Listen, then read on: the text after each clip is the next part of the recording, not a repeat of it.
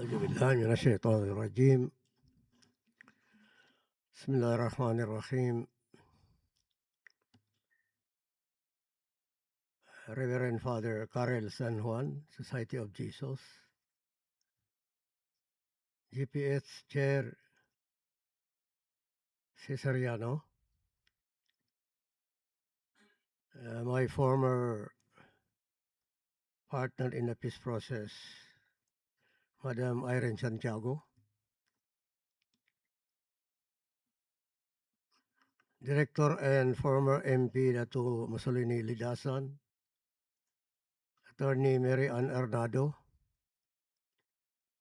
peace advocates from the civil society organizations, Mamingat Maitan and Milot Atilio, Engineer Muhajirin Ali of the MILF Peace Panel Secretariat, Madam Laila Halud, all the other participants who are with us this afternoon. Assalamu alaikum wa rahmatullahi wa barakatuh and good afternoon. It is an honor to speak before you all about the state of the Bangsamoro peace process in the lens of the Moro Islamic Liberation Front Peace Panel.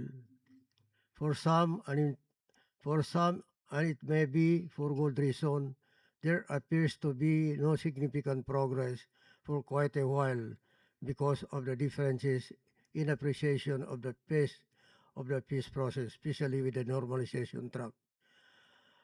My counterpart has generously shared his view on the matter, but it is most appropriate also to listen to the other side of the coin. The MILF Peace Implementing Panel carries a critical mandate. After the signing of the Comprehensive Agreement on the Bangsamoro to advance negotiated talks with the government of the Republic of the Philippines toward a peaceful political settlement of the Bangsamoro conflict and to oversee the implementation of the resulting peace agreements, especially the CAB. This mandate encompasses both negotiation and post-agreement implementation work. To repeat, this includes negotiation in the context of completing post-agreement implementation. In this regard, the GPH-MILF Joint Implementing Panels met on December 19, 2025 in Davao City, where we witnessed the status of normalization commitments and to reaffirm the shared objective of ensuring the faithful, coordinated, and jointly agreed implementation of the CAB.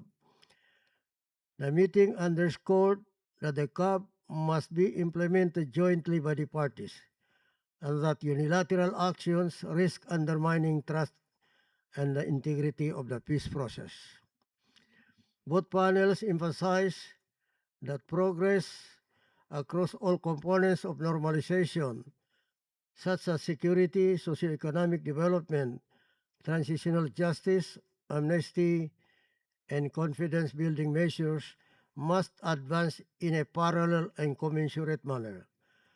Decommissioning cannot be pursued in isolation from the timely and effective delivery of socioeconomic interventions essential to the sustainable reintegration of former combatants and affected communities.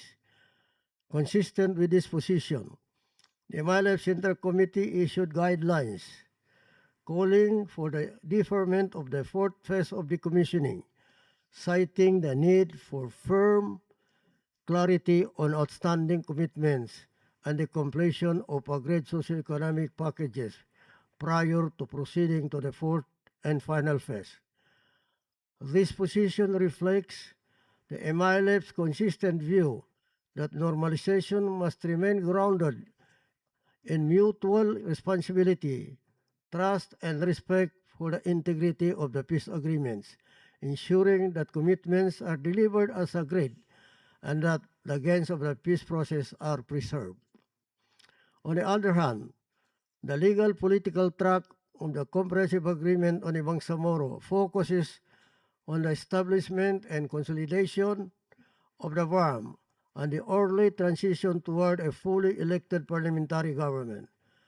This track remains central to ensuring that the institutional arrangements, governance structures, and political processes in the BARMM continue to reflect the original intent, principles, and commitments embodied in the peace agreement. The establishment of the Bangsamoro government and the Bangsamoro Transition Authority mark a historic milestone in the peace process and represented a decisive step toward meaningful autonomy in the region.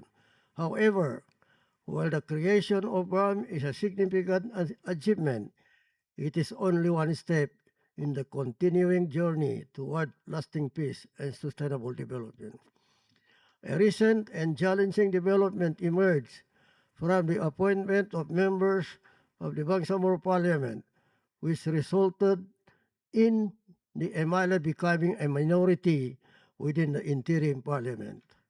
As provided under the Bangsamoro Organic Law, the transition was designed to remain MILF-led, consistent with the original architecture of the peace agreement, established protocols, and the responsibilities entrusted to the MILF as the principal signatory to the CAB. Any departure from this framework presents implications for the integrity and coherence of the transition process. This development has, in turn, affected key political events, including the passage of a law apportioning the parliamentary districts in the BARMM, that is, Bangsamoro Autonomy Act No. 77 or BAA 77, which was subsequently declared unconstitutional by the Supreme Court due to legal and procedural infirmities. The ruling has had direct consequences on the legal basis for the conduct of the first Bangsamoro parliamentary elections and has contributed to the deferment of the electoral exercise, thereby prolonging the transition period. In response to the Supreme Court ruling, the Bangsamoro Parliament enacted Bangsamoro Autonomy Act 86 based on Parliamentary Bill No. 415 to establish a new legal basis for the parliamentary districts apportionment. While intended to address the legal vacuum created by earlier invalidated measure, PB 415 was not sponsored by the MILF and continues to raise concerns regarding the configuration of certain districts, including issues related to electoral gerrymandering and equitable representation. As such, while it represents a procedure step forward, it has not fully resolved the underlying representation concerns affecting the confidence in the transition and the credibility of the forthcoming parliamentary elections.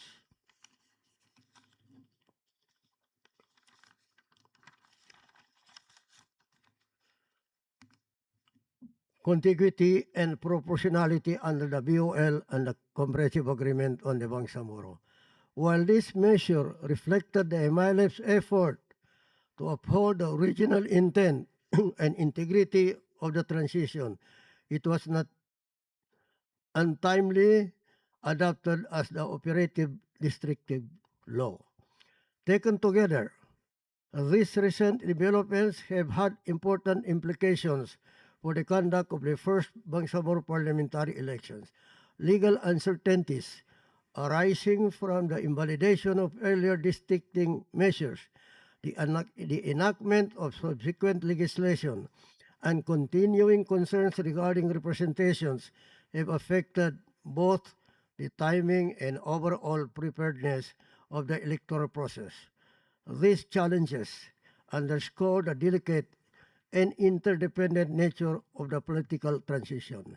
Hence, the role of an MILF-led Bangsamoro Transition Authority remains critical in safeguarding the original intent, coherence, and credibility of the transition.